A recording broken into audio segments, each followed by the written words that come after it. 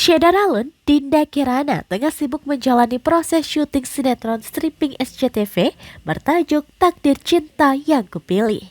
Sinetron Takdir Cinta Yang Kupilih bercerita tentang cinta segitiga, di mana Dinda Kirana menjadi perebut lelaki orang atau pelakor bernama Tommy. Tommy merebut suami dari Novia, sahabatnya yang menikah dengan Hakim, yang diperankan oleh Jonathan Frizzy. Dinda Kirana mengaku tidak pernah punya pengalaman sebagai pelakor dalam masalah asmaranya, sehingga ia tertantang untuk mendalaminya.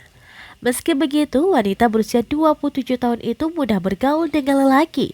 Bahkan, circle pertemanannya pun kebanyakan laki-laki yang usianya lebih muda darinya.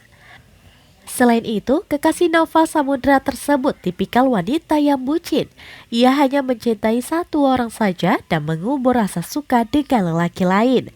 Namun, guna mendalami perannya sebagai pelakor, Dinda Kirana pun mencari referensi dari sebuah novel yang jalan ceritanya ia visualisasikan dalam peran Tommy di sinetron Takdir Cinta Yang Kupilih.